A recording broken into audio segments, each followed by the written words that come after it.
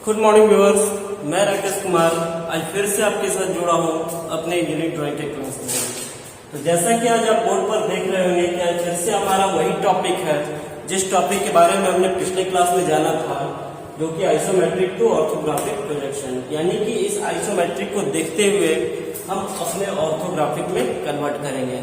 लेकिन आप देख रहे होंगे कि आपका जो आइसोमेट्रिक आज मैंने दिया है और पिछले क्लास में दिया था, उस दोनों में कुछ खास डिफरेंट आपको नहीं दिख रहा होगा। क्यों? मैं ज्यादा डिफरेंट अगर एक बार में अचानक में कर दूं तो हो सकता है आपको समझने में थोड़ी कठिनाई हो, लेकिन थोड़ा सा चेंजिंग में किया हूं, जो कि ये बीच वाला जो स्लॉट में डाला हूं, तो बाकी जो चीज है वो आपको पहले से देखा हुआ है, पहले से वाकिफ है उस चीज से, तो आपको समझने में थोड़ी सहूलियत होगी।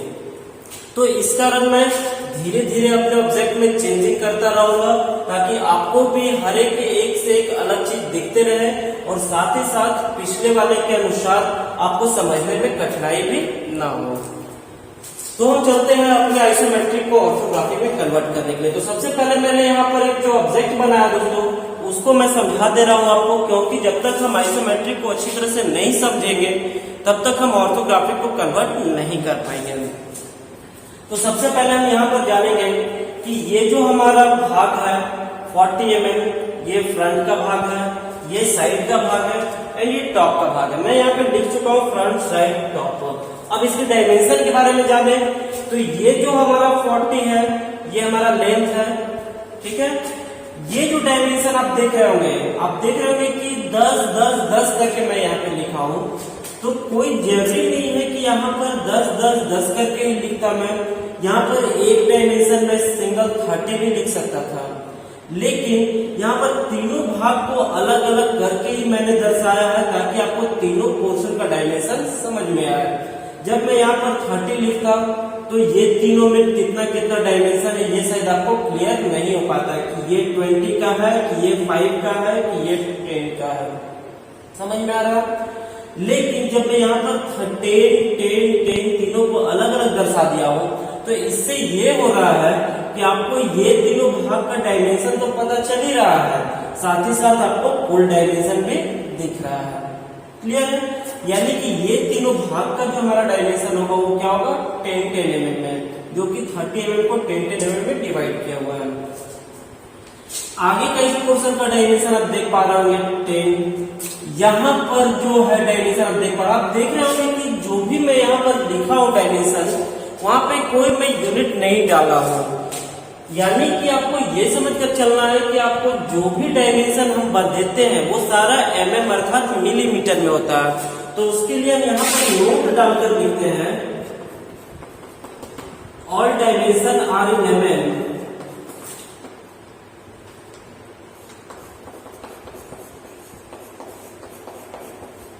All dimension are in mm। इस नोट से आपको पता चल रहा है कि जो भी हमारा डायमेंशन दिया गया है वो किस में है, mm में।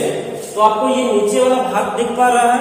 अगर नहीं दिख पा रहा है तो मैं बता दे रहा हूँ कि जो भी डायमेंशन हमारा होता है वो डायमेंशन हमारा mm अर्थात मिलीमीटर में होता है। तो यहाँ पे जो 40 है ये क्या मिलीमीटर है, ये भी 10 10 mm मिलीमीटर है, ये भी 10 40 10 जो भी डायमेंशन दिया हुआ है मिलीमीटर है।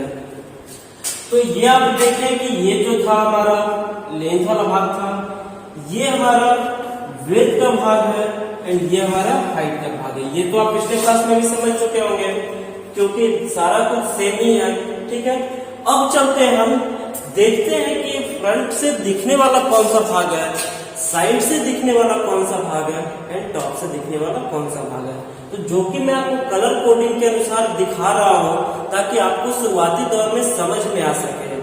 देखिए होता क्या है कि हम कोई भी ऐसा नहीं है कि हर एक ड्राइंग को आपको बनाकर बताए तो ही आप सीख पाइएगा, ऐसा कुछ नहीं है।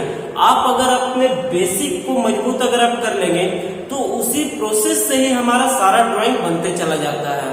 अगर आप इस आइसोमेट्रिक को अगर अच्छे से समझ लें कि फ्रंट की ओर से किस प्रकार से देखा जा रहा है, साइड की ओर से किस प्रकार से देखा जा रहा है और टॉप की ओर से किस प्रकार से देखा जा रहा है, तो इस ऑब्जेक्ट के अलावा कोई और भी ऑब्जेक्ट होगा तो उससे भी आप उस ऑब्जेक्ट को देखकर आराम से बना सकते हैं। कब? जब आपका ये बेसिक कॉन्सेप्ट क्लियर हो। लेकिन जब आप इस कॉन्सेप्ट को ही क्लियर नहीं कर पाएंगे तो धीरे धीरे आपका जो आइसोमेट्रिक वो धीरे धीरे भास्ट होते चला जाएगा, जो कि आपको और समझने में कठिनाई होगी। तो इसीलिए शुरुआती दौर में अच्छे से समझे, वीडियो स्किप ना करें और जितने देर का भी क्लास हो रही है वो क्लास को आप पूरा देखें, ताकि कोई भी जानकारी अधूरा ना रहे आपके पास। थोड़ा सा भी कहीं पे स्किप कर देंगे, हो सकता है वो पॉइंट आपको जानना जरूरी होता और आप उस पॉइंट को स्किप कर दिए जो कि आप नहीं समझ पाए, तो इसके लिए आपको समझना कठिन हो जाएगा। तो देख रहे हैं कि फ्रंट से जो दिखने वाला भाग है वो मैंने ब्लू कलर से आपको दिखाया है। तो इस कलर को देख के आप समझ पा रहे होंगे कि जो हमारा फ्रंट का भाग कौन कौन सा दिख रहा है। लेकिन आगे आपको जब बुक से देखकर बनाएंगे या फिर जब आगे मैं बताते जाऊंगा तो ये कलर कोडिंग आपको दिखने को नहीं मिलेगा। आपको खुद में सोचना होगा कि फ्रंट से हमारा क्या क्या दिख रहा है, साइड से क्या क्या दिख रहा है, टॉप से क्या क्या दिख रहा है। अभी मैं इसीलिए कलर कोडिंग आपको दे रहा हूं ताकि आप समझ सकें कि फ्रंट से देख रहे हैं तो हमारा ये एक एल शेप दिख रहा है और ये एक ट्रायंगल शेप दिख रहा है। क्लियर है? साइड से अब हम देख रहे हैं तो साइड के भाग को आप देख रहे होंगे कि ब्लैंक किया हुआ है। ये जो पोर्शन है ये बच्चों ये लाइन से आप कंफ्यूज ना हो कि ये ऑब्जेक्ट का लाइन है, ये एक्सटेंशन लाइन है। एक्सटेंशन लाइन है जो कि विस्तार रेखा कहते हैं। और ये लाइन देख रहे हैं कि यहाँ पर टच नहीं किया गया है, अर्थात ये डायमेंशन के आधार पर ये लाइन खींचा गया है ताकि आपको इसकी दूरी को स्पष्ट कर सके। समझ में आ रहा है? तो आप देख रहे होंगे कि ये 10 mm का हाइट में जो 30 mm का दूरी का एरिया जो है जगह ये ब्लैंक है, ये हमारा साइड से दिखने वाला भाग है। तो इसी ब्लैंक में जो जो भाग है हमारा साइड से दिखेगा 1, 2 और ये पूरा 3।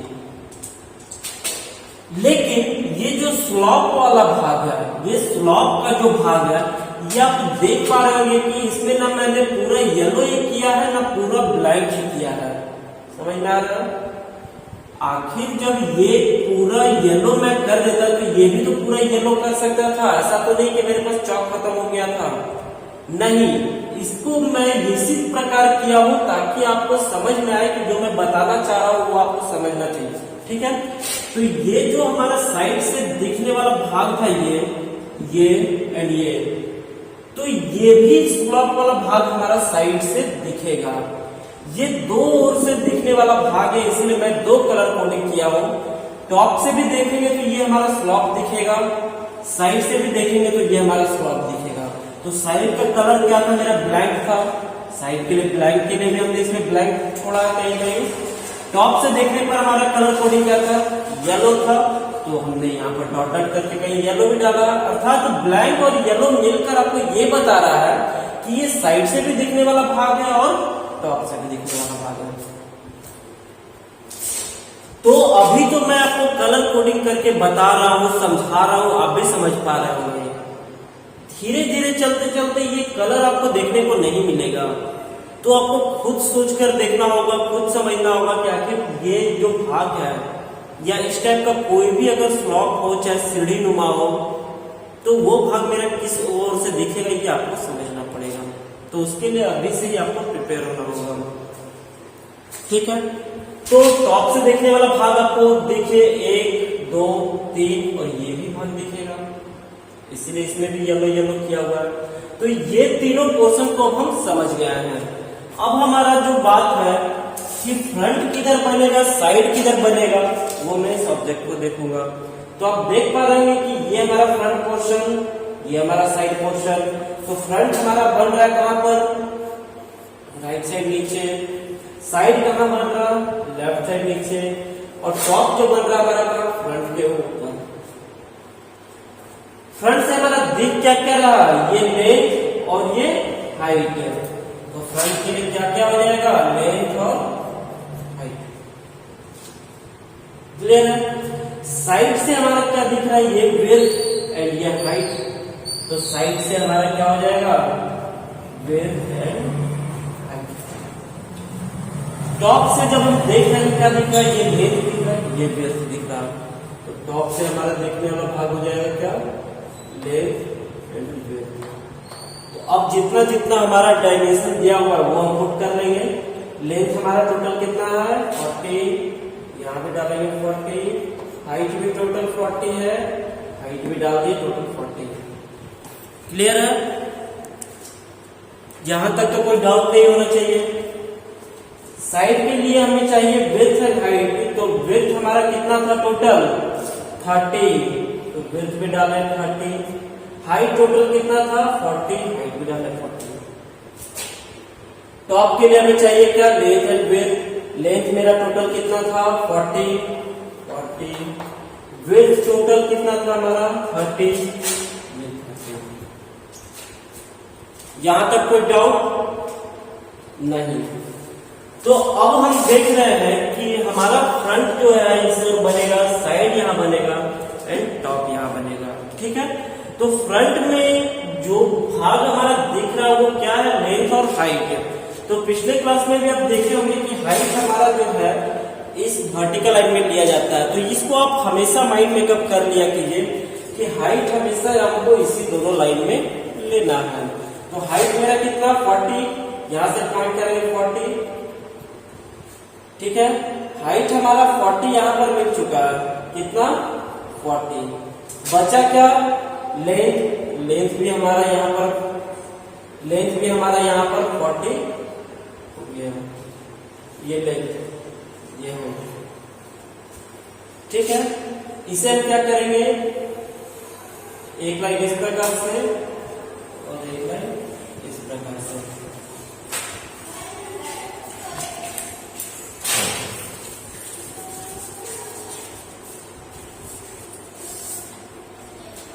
ये जो हमारा ब्लॉक बना ये फ्रंट के लिए बन गया है।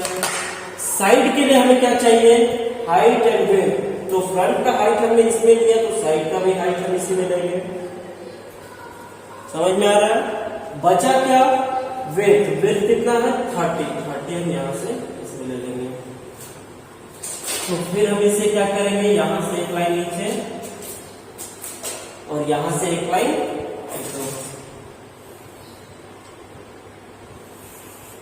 ऐसे। देख रहे हैं आप,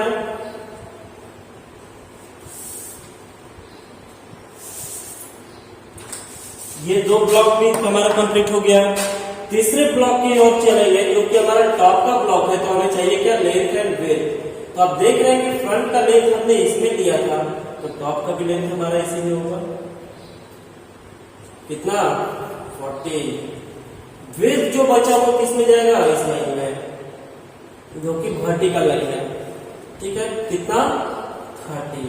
तो ये हम इस प्रकार से एक लाइन देंगे और यहां से ये लाइन देंगे।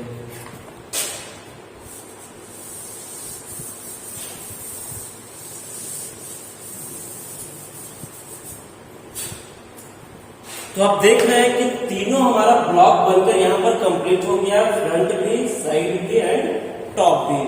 अब हमें करना क्या है, तो फ्रंट से जो जो भाग हमारा दिख रहा है वो फ्रंट में बनाएंगे, साइड से जो जो दिखेगा वो साइड में बनाएंगे एंड टॉप से जो जो दिखेगा वो टॉप में बनाएंगे। क्लियर है? तो चलिए चलते हैं। यहां पर फ्रंट से देखने के लिए अगर हम देख रहे हैं, ये हमारा लेफ्ट भाग और ये राइट, तो ये भी फ्रंट का लेफ्ट, ये राइट। तो लेफ्ट वाले पॉइंट से आप देख रहे होंगे कि 10 mm ऊपर किया है, जो कि कल भी मैंने इसी को चला था, यहां से 10 mm ऊपर पॉइंट किया है। ठीक है, 10 mm ऊपर पॉइंट करने के बाद इसका दूरी क्या होगा 30 mm। यहां से एक लाइन चलेंगे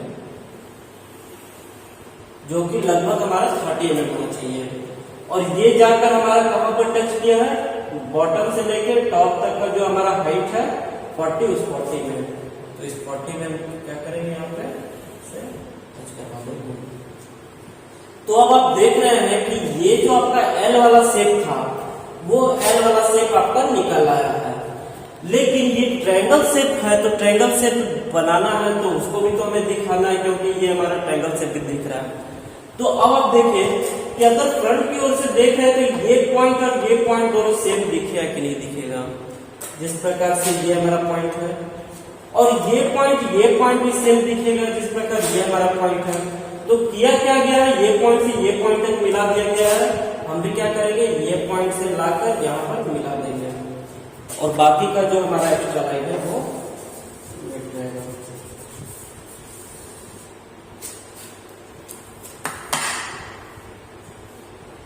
तो ये आप देख रहे होंगे कि जो भी ये भाग बना आपका फ्रंट की ओर का, किसका बना? फ्रंट की ओर का। ये एक एल शेप और ये एक ट्रायंगल शेप।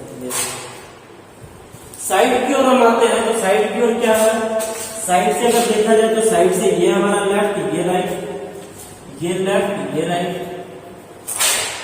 राइट से भी 10 mm, लेफ्ट से भी 10 mm। तो यहां से आप देख रहे होंगे फ्रंट के लिए 10 mm था, हम भी यहां से 10 mm पॉइंट कर लेंगे और इसी 10 mm को हम इस ओर ले लेंगे। उसके बाद जो हमारा ऊपर का भाग बचा, ये हमारा कितने कितने mm में डिवाइड है? 10 mm में। यानी कि यहां से 10 mm पॉइंट करेंगे, एक लाइन यहां से 10 mm पॉइंट करेंगे, एक लाइन यहां। यानी कि एक जो भाग था ये आपका, वो भाग आपका ये हो गया, दूसरा ये स्लॉप का तीसरा और ये चौथा, ये तीनों भाग आपका ये हो गया। तो आप देख पा रहे हैं कि कितने आसानी पूर्वक से आइसोमेट्रिक को देखते हुए ऑर्थोग्राफिक कन्वर्ट हो रहा है। तो जो हमारा भाग दिख रहा है उस भाग को हम डायमेंशन के आधार पर दिखाते चले जा रहे हैं। ठीक है, आपको भी सेम यही काम कर रहा है। अब हम चलते हैं टॉप की ओर। तो टॉप की ओर हम चल रहे हैं, तो टॉप हमने बताया था आपको कि फ्रंट के ऊपर टॉप होता है, तो देखना भी फ्रंट की ओर से ही है। यानी इधर से आप टॉप को देखेंगे, तो इधर से आप टॉप को देखेंगे, यानी कि टॉप को इस ओर से देखेंगे तो आपको क्या दिख रहा है?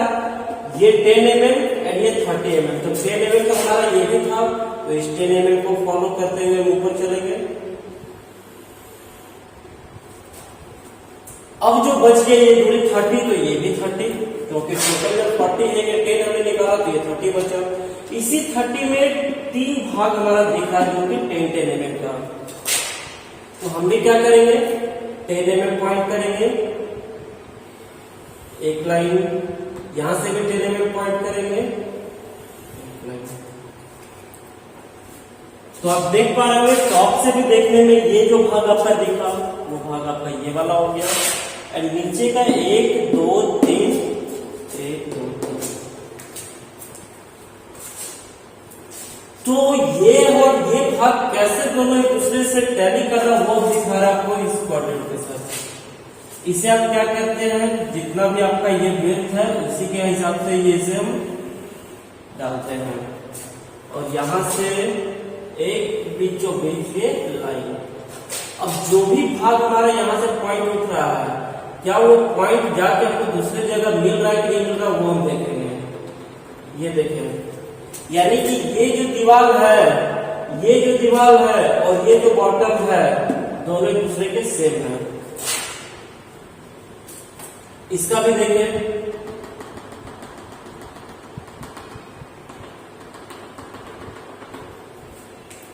ये भी सेम मिल रहा है। यानी कि जो भी पोर्शन इधर से उठेगा वो हमेशा टॉप को एक दूसरे से टैली करेगा। अगर कोई लाइन ऐसा है जो कि यहां से तो गया लेकिन टॉप में नहीं मिल रहा है, तो इसका मतलब आपका ड्राइंग गलत है। या तो कहीं आप कुछ मिसिंग किए हैं या तो कहीं कुछ एक्स्ट्रा कर दिए हैं। ठीक है, और इसी से जो कि हमारा क्वाड्रेंट को चेक किया जाता है, ड्राइंग को चेक किया जाता है। तो आप देख रहे होंगे कि आज का जो मैंने आइसोमेट्रिक आपको दिखाया उसका ऑर्थोग्राफिक भी आपको समझ में आया होगा, जो कि ज्यादातर तो आपको पिछले क्लास के अनुसार ही आपको समझ में आया होगा, जो कि मैं पहले बता चुका था। आज भी मैं फिर से समझिए तो वही रिपीट किया, सिर्फ इसमें कुछ एक्स्ट्रा मैंने चेंजिंग किया ताकि आपको कुछ नया भी दिखते रहे। तो इसे आप घर में बैठे आप खुद से प्रैक्टिस भी करें और देखें बनाकर कि आप क्या आइसोमेट्रिक को देखकर ऑर्थोग्राफिक में कन्वर्ट कर पा रहे हैं या नहीं कर पा रहे हैं। ठीक है, तो आज का क्लास हमारा यहीं तक होगा। नेक्स्ट क्लास में मिलूंगा नेक्स्ट ड्राइंग के साथ। धन्यवाद।